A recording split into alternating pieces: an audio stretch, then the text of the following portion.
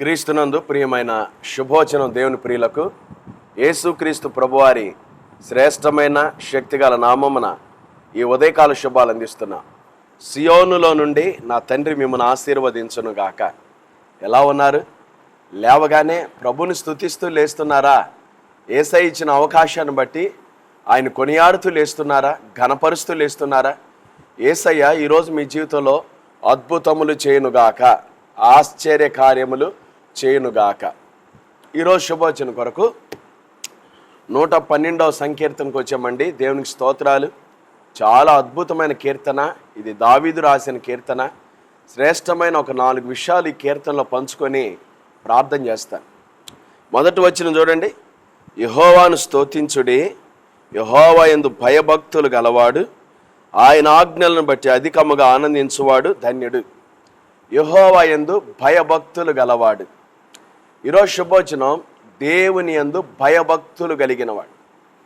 దేవుని యందు భయము భక్తి కలిగినవాడు ఈ లోకంలో చాలా విషయాలకు భయపడ్డండి. లోకంలో ఎదురయ్యే వాటికి దేనికి భయపడ్డు? ఎందుకో తెలుసా? దేవుని యందు భయము భక్తి ఉంది కాబట్టి. యెహోవా యందు భయభక్తులు గలవాడు, ఆయన ఆజ్ఞలను బట్టి అధికముగా ఆనందించేవాడు ధన్యుడు. 4 అనుభవాలు ఈ కీర్తనలో మనం చూస్తాం. దేవుని యందు భయము భక్తి కలిగిన వాడు దేనికి భయపడడో 4 విషయాలు మీతో క్లుప్తంగా పంచుకుంటాం. మొదటగా చూడండి 2వ వచనం. వాని సంతతి వారు భూమి మీద బలవంతులగుదురు. దేవుని యందు భయభక్తులు కలిగిన వాడు వారి సంతానం గురించి భయపడడండి.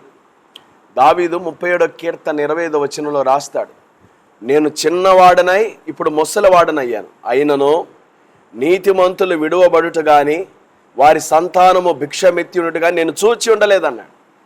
దేవుని యందు భయభక్తులు కలిగిన వాడు వారి సంతానం గురించి భయపడడు. ఇది దేవుడిచ్చే ఆశీర్వాదం. ఒక యజమానురాలు ఇంట్లో తల్లిదండ్రులు దేవుని యందు భయభక్తులు కలిగి జీవించే వాళ్ళైతే వారి బిడ్డల విషయమై వారు భయపడాల్సిన పనే లేదు. 2వ చూడండి 3వ వచనం. కలిమియు సంపదయు వాని ఇంట ఉండును. దేవుని యందు భయభక్తులు కలిగిన వాడు వాని ఇంట్లో కలిమి సంపద గురించి భయపడ్డండి. చాలామంది ఈ రోజుల్లో కొరతలతో కాపురాలు చేస్తూ ఉన్నారు.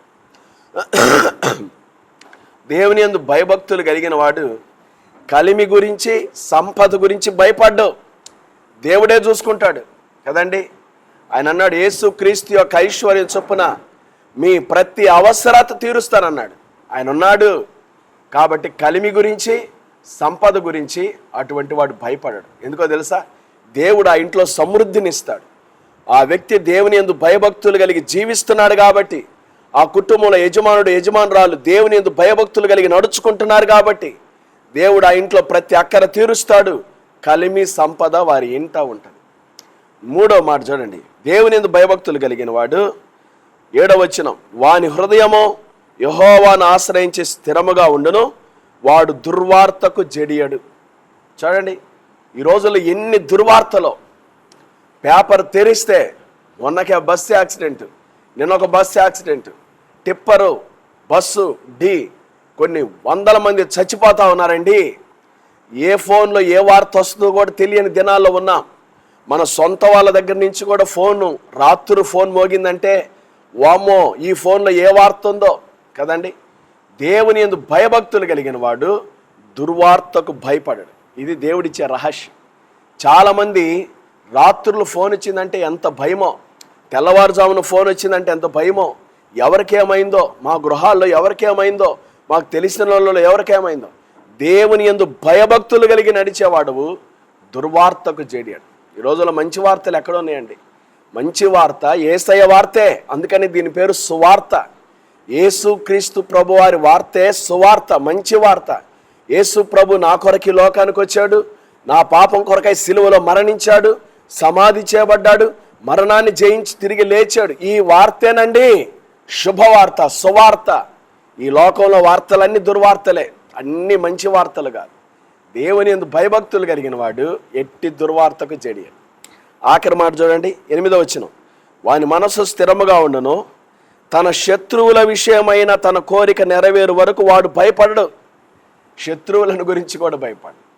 నువ్వు దేవుని యందు భయభక్తులు కలిగి జీవించు వాడవైతే, నీ ఇంటిల్లి పాది దేవుని యందు భయభక్తులు కలిగి జీవించు వారైతే మీ శత్రువుల గురించి మీరు భయపడరు. వాళ్ళు ఎవరైనా సరే, వారు మీకంటే బలాఢ్యులు కావచ్చు, మీకంటే మంచి డబ్బున్న వాళ్ళు కావచ్చు, పేరు ప్రఖ్యాతులు గడించిన వారు కావచ్చు, నువ్వు దేవుని యందు భయభక్తులు కలిగి జీవించేవాడువై. దావీదుకి ఎందుకంత ధైర్యం? దేవుని యందు భయభక్తులు కలిగిన జీవి. అసలు దేవుని యందు భయభక్తులు అంటే ఏంటి? దేవుడు చూస్తున్నాడు, దేవుడు గమనిస్తున్నాడు, నా మాటలు చూస్తున్నాడు, నా ప్రవర్తన చూస్తున్నాడు, నా నడక, నా పడక, నా తలంపులు, నా మాటలు అన్నీ చూస్తున్నాడు. ఆయనకి విరోధంగా నేనే తప్పు చేసినా శిక్షిస్తాడు. గాడ్ ఈజ్ జడ్జ్, దేవుడు న్యాయాధిపతి అనే భయము కలిగి ఎవరైతే నడుచుకుంటారో వారు వారి పిల్లల గురించి భయపడరు, కలిమి సంపద గురించి భయపడరు, దుర్వార్తల గురించి భయపడరు, శత్రువుల గురించి భయపడరు. చూడండి, భయము లేని నిర్భయమైన జీవితాన్ని ఇవ్వటానికి ప్రభువైన యేసుక్రీస్తు వారి లోకానికి వచ్చాడు. యేసుక్రీస్తు ప్రభు మన కొరకు ఈ లోకానికి వచ్చి మన పాపల నిమిత్తమై సిలువలో మరణించి సమాధి చేయబడి మరణాన్ని జయించి తిరిగి లేచి భయము లేని నిర్భయమైన జీవితాన్ని యేసయ్య మనకి ఇవ్వటానికి ఇష్టపడుతూ. ఒకవేళ ఉదయకాలం చూస్తున్నా నువ్వు భయపడుతూ ఉన్నావేమో, నీ శత్రువు గురించి భయపడుతున్నావేమో, లోకంలో వచ్చే దుర్వార్తల గురించి భయపడుతున్నావేమో, కలిమి సంపద గురించి భయపడుతున్నావేమో, నీ బిడ్డల భవిష్యత్తు గురించి భయపడుతూ కూర్చున్నావేమో. దేవునికి భయపట్టు నేర్చుకో. యెహోవా యందు భయభక్తులు కలిగి చెడుతనాన్ని విసర్జించు, పాపాన్ని విడిచిపెట్టు. దేవుడు ఈరోజే ఆయన్ని సొంత రక్షకునిగా అంగీకరించు యేసయ్యను. ఈ రోజు నుంచి నీ ఇంట్లో సమృద్ధిని చూస్తావు, ఈ రోజు నుంచి నీ ఇంట్లో గొప్ప కార్యాలు చూస్తావు, నిర్భయమైన జీవితాన్ని జీవిస్తావు.